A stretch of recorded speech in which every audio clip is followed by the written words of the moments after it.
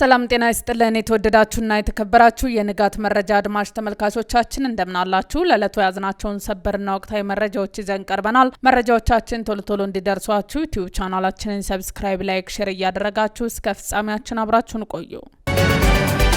በጋምቤላ የመንግስት ሰራተኞች ወደ ስራ ገበታቸው እንዲመለሱ ታዟል። ወደ ስራ ሲገቡና ሲወጡ ጥበቃ ይደረግላቸው ተብሏል። የጋምቤላ ክልል መንግስት ሁሉም የመንግስት መስሪያ ቤቶች ሰራተኞቻቸው ወደ ስራ መመለሳቸው እንዲቆጣጠሩ ማሳሰቢያ ሰጥቷል። ይህ ማሳሰቢያ ለሁሉም የክልሉ መስሪያ ቤቶች በጻፈው ደብዳቤ ያስተላለፈው የክልሉ ፐብሊክ ሰርቪስና የሰው ሀብት ልማት ቢሮ መሆኑን ከደብዳቤው ላይ መመልከቱን ጠቅሶ የዘገበው ቢቢሲ ነው።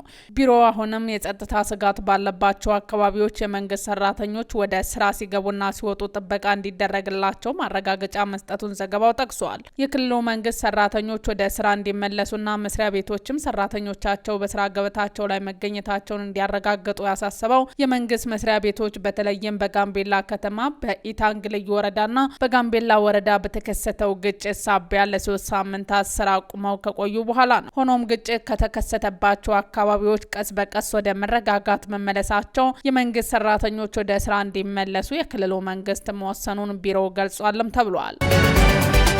የኤርትራ ጦር ሰራዊት ሱዳንን ለቆ እየወጣ ነው ተብሏል። ፕሬዝዳንት ኢሳያስ አፈወርቂ ከሱዳን የሉዓላዊ ምክር ቤት ሊቀመንበርና የሱዳን ጦር አዛዥ ከሆኑት ጀነራል አልቡርሃን ጎን በመሰለፍ በጀነራል ሐምዳን ዳንግሎ የሚመራውን የሱዳን ፈጥኖ ደራሽ ኃይልን ለመፋለም ሱዳን ውስጥ አሰማርቶ የነበረውን 17137 ወታደሮች ለማውጣት እየተሯሯጠ መሆኑ ተነግሯል። የሱዳን ጦር ሰራዊት ከፍተኛ አመራሮች የኤርትራ ጦር ከሱዳን ለቆ የሚወጣ ከሆነ የጦር መሳሪያ ይዞ እንዲወጣ በፍጹም መፍቀድ የለብንም በማለት በያዙት አቋም የተነሳ በሱዳን ጦር ሰራዊትና በኤርትራ ወታደሮች መካከል ከፍተኛ ውጥረት መንገሱ የተነገረ ሲሆን እስካሁን በቁጥር 371 የሚሆኑ የኤርትራ ጦር ሰራዊት አባላት ከውጊያ ግንባር ለቀው በመውጣት ከሰላ ከተማ መግባታቸውን ከስፍራው የወጡ መረጃዎች ጠቁመዋል። የአሜሪካ መንግስት ጀነራል አልቡርሃን የተኩስ አቁም ስምምነት ለመፈረም ፍላጎት የለውም በማለት ወቀሳ መሰንዘሩ የሚታወስ ነው።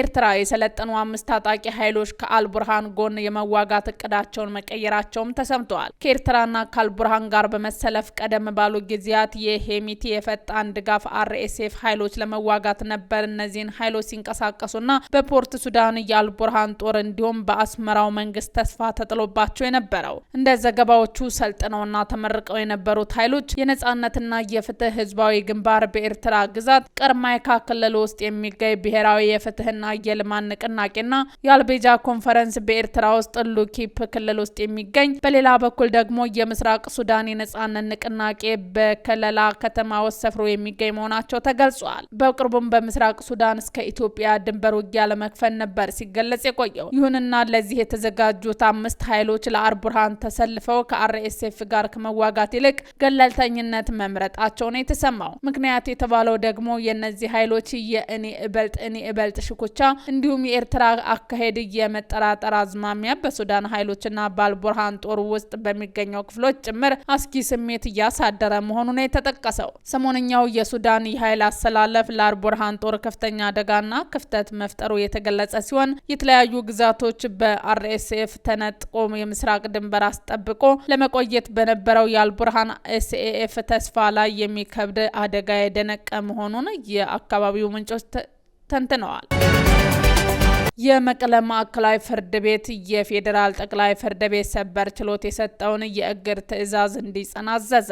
የፌዴራል ጠቅላይ ፍርድ ቤት ሰበር ችሎት ተእምኔት ካምፓኒዎች አስተዳደር ዙሪያ የሰጠው ውሳኔ ተንተርሶ የመቀለ ማዕከላዊ ፍርድ ቤት ታህሳስ 22 ቀን 2018 ዓ.ም በመዝገብ ቁጥር 343/26 በጻፈው ደብዳቤ ጉባኤ አካሄደናል የሚሉ ህወሓቶች ደብረጽዮን ገብረ ሚካኤል የሚመሩት አመራሮች ማገዱ አስታውቋል። የፍርድ ቤቱ ዳኛ ደረሰ ስብሃት፣ አብርሃም ተከስተ፣ ደብረጽዮን ገብረ ሚካኤል፣ አዲስ ዓለም ባሌማ፣ ክንፈ ዳኛው ለሚገኙባቸው 13 አባላት ያካሄዱት ጉባኤ ህገወጥ በማለት ከኢፈርት መሪነታቸው አግደዋል። የነ ደብረጽዮን ቡድን ከየካቲት 8 እስከ 9 2017 ዓ.ም ያካሄዱ ጉባኤ ተቀባይነት የለው። ጉባኤው መሰረት አድርጎ ሰኔ 12 2017 ዓ.ም የጸደቀው የአዲሱ ባላደራ ቦርድ ቃለ ጉባኤ ህገወጥ ነው። በሰበር ሰሚ ችሎት ህገወጥ ነው ከተባለው ጉባኤና ቃለ ጉባኤ የመነጨው የአመራር ስልጣን ተቀባይነት የለውም ሲል ማዕከላዊ ፍርድ ቤት እግዱ እንዲጸና አዟል። የፌዴራል ጠቅላይ ፍርድ ቤት ሰበር ሰሚ ችሎትን ውሳኔ ያጸናው ማዕከላዊ ፍርድ ቤት ነባሩ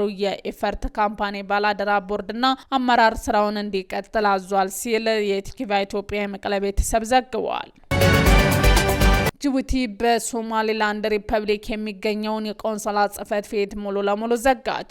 ሶማሊላንድ የጅቡቲ አምባሳደሯን ጠራች።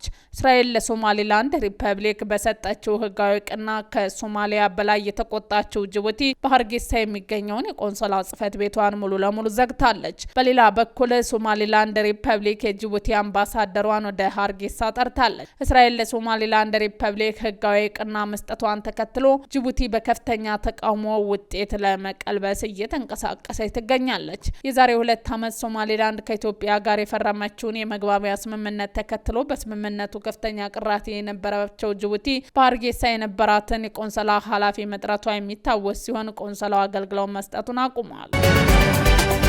ዘለንስኪ የሰላም ስምምነቱ 90% ዝግጁ መሆኑን ገለጹ።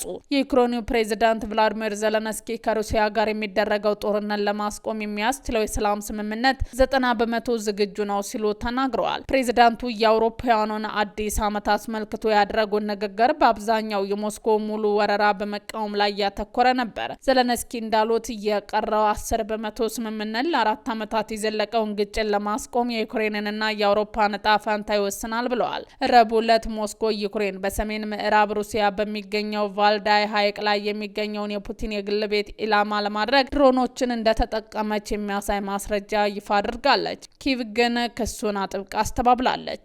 ሩሲያ በተከሰተው ክስተት ምክንያት በሚካሄደው የሰላም ድርድር ላይ ያላትን አቋም እንደምትደግምም አስታውቃለች። ሩሲያ በተከሰተው ክስተት ምክንያት በሚካሄደው የሰላም ድርድር ላይ ያላትን አቋም እንደምትገመግምም አስታውቃለች። ሞስኮ በአሁኑ ወቅት 75% የሚሆኑትን የዶኔክስ ክልልና 99% የሚሆኑትን የጎረቤት ሉሃንስክ ክልል ተቆጣጠራለች። ሁለቱ ክልሎች በጋራ ዶንባስ በመባል ይታወቃሉ። እንደ ቢቢሲ ዘገባ ዘለንስኪ የሰላም ስምምነቱ 90% ዝግጁ መሆኑን ገለጹ።